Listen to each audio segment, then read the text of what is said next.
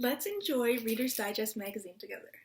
I'm pretty excited about this one because it has fitness tips for real people, an injured dog's incredible journey, a stolen flag comes home, and the dangers of surgery centers. So these all sound like good articles. Oh, and Jazz Up Your Brain from CNN.com.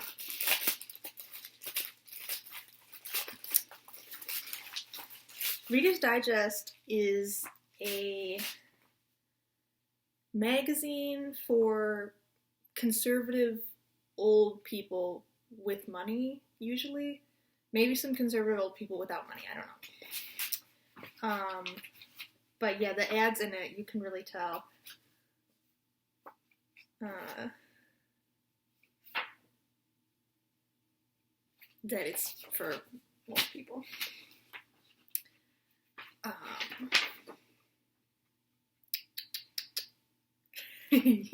Okay.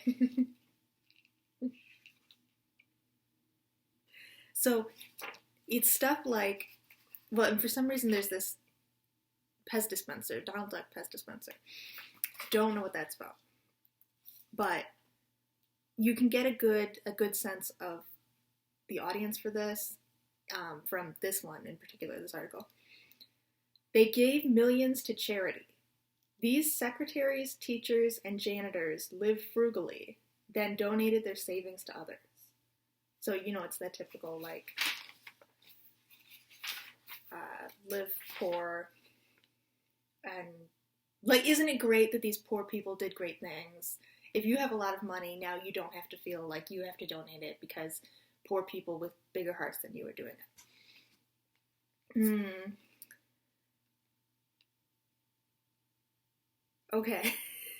So I'm going to read you the opening letter thing by Bruce Kelly, editor-in-chief. This is Bruce. By the time I first visited Chicago at 18, I already knew I would love it. I was raised in Northern California, which, despite all the Olympic swimmers it bred, was not exactly a place of broad shoulders. Chicago's tough counter-image lured me right in.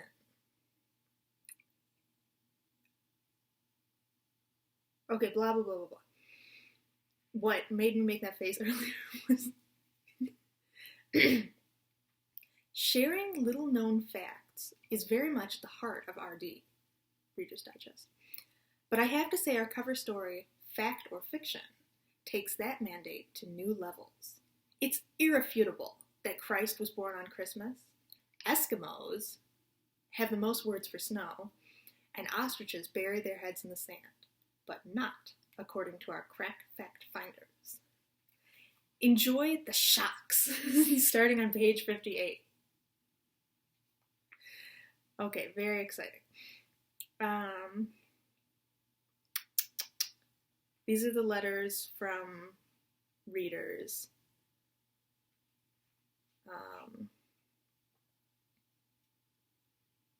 Here are a couple that are...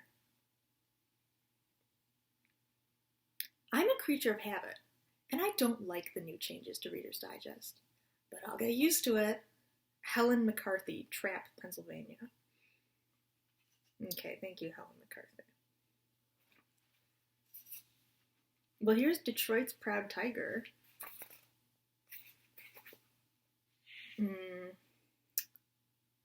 Good, hardworking people, midnight mass.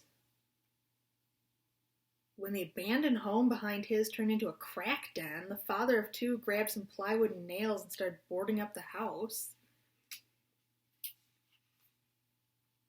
I'm half Lebanese, half Italian, and 100% Detroit stubborn. Okay. This guy is giving like a million people just like dumb quotes. I don't care about him. Okay, this is about a woman who almost drove off the side of a car, drove her car off the side of the road, but she survived miraculously.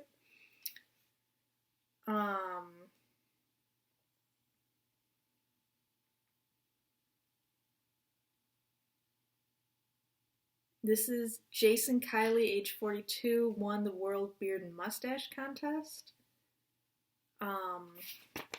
We don't have a picture of him, but we have this charming art.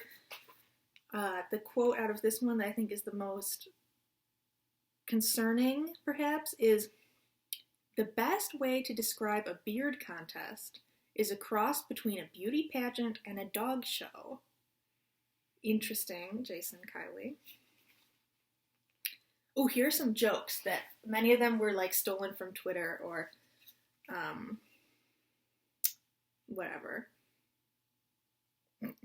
Okay.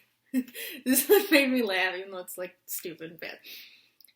This is from Wayne Eggleston of Salt Lake City, Utah.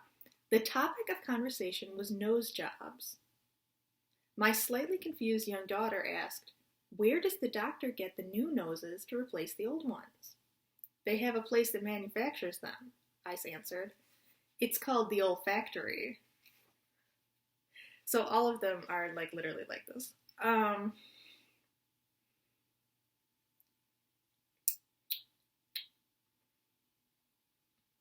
And then there are a bunch here that are just like literally from Twitter.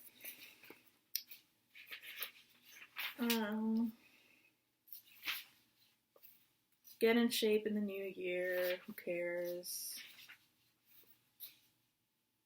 Stan stays on his feet all day with the help of frankincense and myrrh neuropathy rubbing oil. Interesting. Good for Stan. Here's a touching story about a couple who both have Down syndrome. That's sweet, but not like funny or wacky, really. It's just like, okay, good for them. Ton of ads for medications. Like, I would say that's probably the biggest.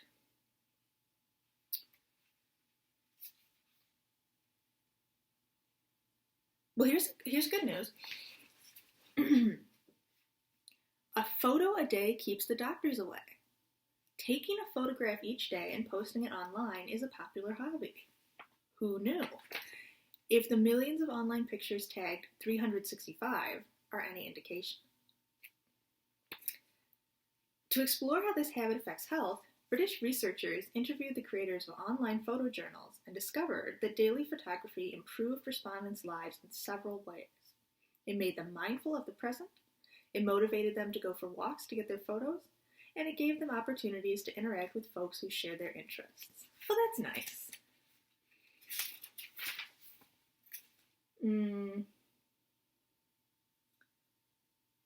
Let's see. This is a piece by Kate Lowenstein and Daniel Gritzer on avocados, a fat bomb for hearts and minds. And it's written from the perspective of an avocado, which I found interesting. The plant kingdom contains a staggering array of fruits, nearly everyone trading in the same old thing, sweetness. My fruit brethren whisper sugary promises to coax animals into eating their flesh and spreading their seeds. Their offer is understandably appealing. Eating simple carbs is the fastest way for any creature on the move to get the burst of energy it needs. But me, I'm the oddball that plies my charms not with sugar, but with rich, silky fat. As much as you humans love me, you're not nearly the first species to clamor for my substantial flesh. My unusually large seed. My creamy green gift. Oh boy.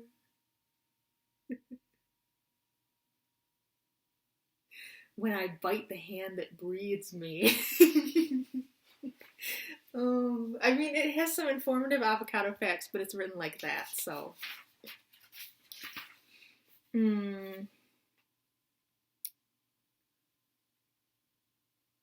Let's see.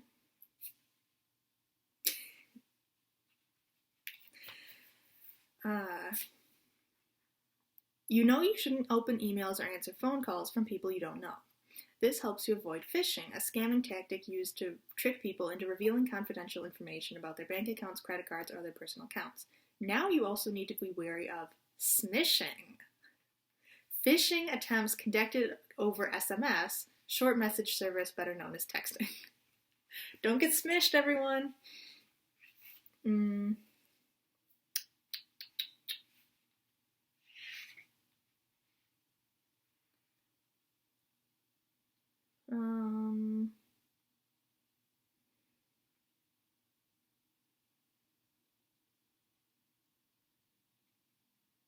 None of these are funny. Even though it says laughter is the best medicine, I didn't laugh.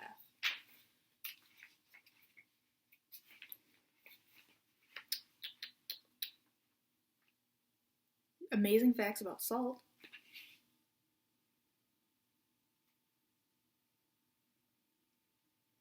Amethyst Bamboo 9X salt, which rings up at $398 a pound. One store says the resulting delicacy smells like something dragons use to season their victims before eating them. Why are you buying this? That sounds gross. Jeez.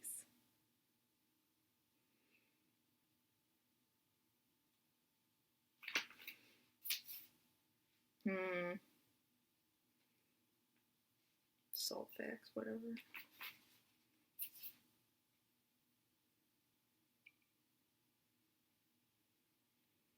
Here's the flag one, and it's about how someone broke into this guy's truck and stole like a laptop and some rifle scopes and an American flag, which, why would you steal a flag? Who gives a shit? These people give a shit.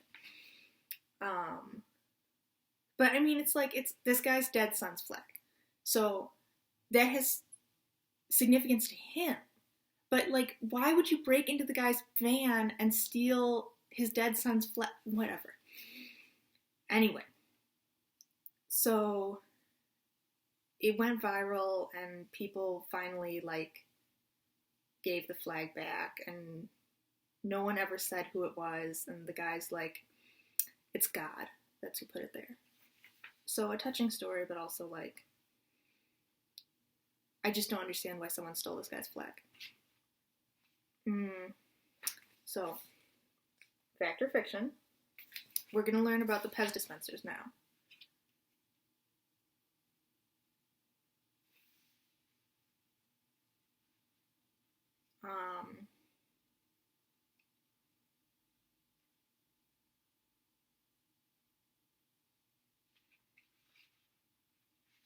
None of these facts are actually that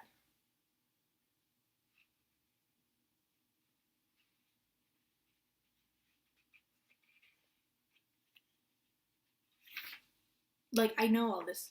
Okay, well, here's something that's wild. Firefighters use chemicals to make water wetter. The wetting agents reduce the surface tension of plain water, so it spreads and soaks into objects more easily, which is why what fire crews use is known as wet water. Did not know that. Very weird. Don't think I like it.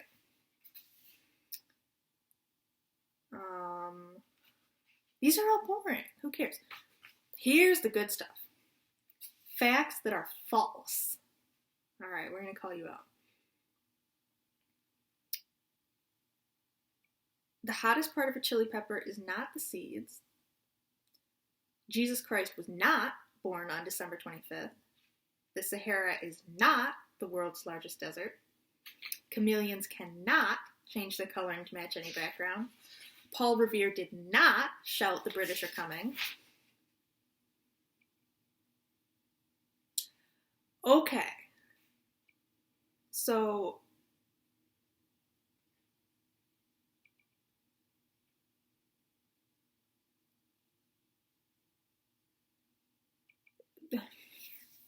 the Pez dispensers, here's a Fluttershy Pez dispenser.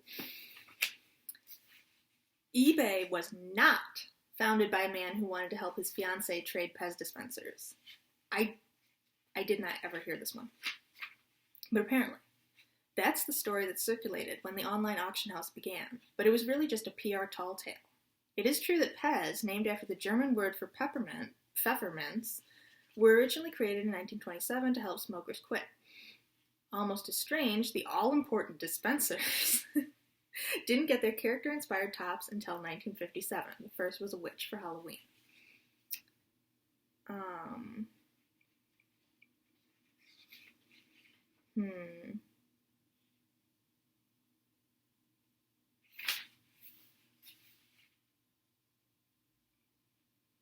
Here's the article about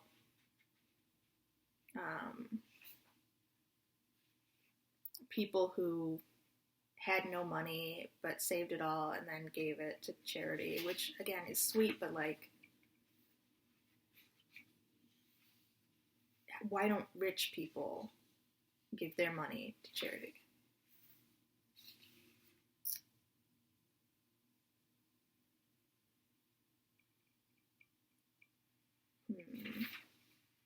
Here's the dog that came back from the dead. Look at those eyes.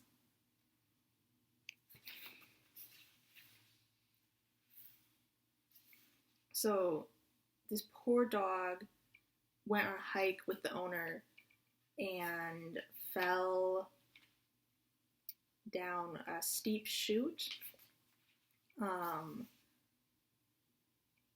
So they thought that he had died, but he actually was still alive. And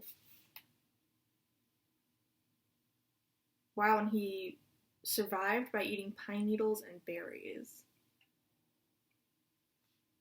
Dogs are wild.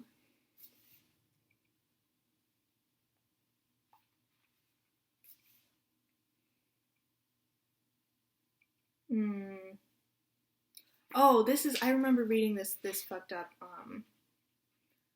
article about this poor woman named Lola who was like a slave. This is truly fucked up. This isn't funny.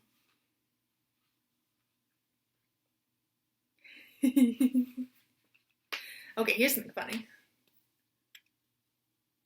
Carhenge.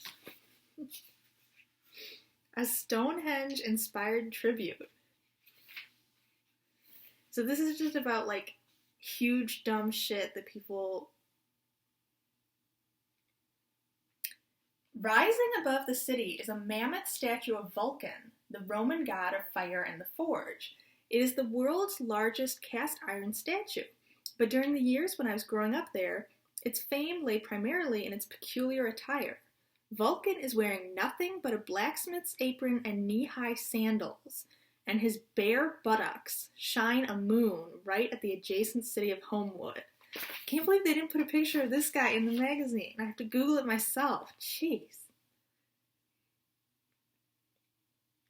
There's a billboard directing motorists to go to church or the devil will get you. That's pretty good. So yeah, people build a lot of dumb shit in the United States of America, and you can see it if you drive around. Here's a bunch of funny tweets again. Reader's Digest must be so happy that Twitter exists, and now they can just, like, snag funny tweets instead of getting jokes from old people. Are surgery centers safe? They have a lot of articles on, like, medical issues because old people. I don't actually give a shit about surgery centers.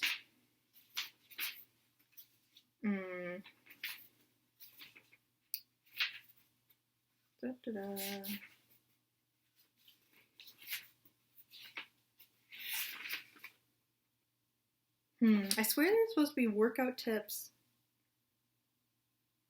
for real people, but I guess I just skipped over them because I don't care. So I think the Reader's Digest is always good for a laugh. It's pretty garbage.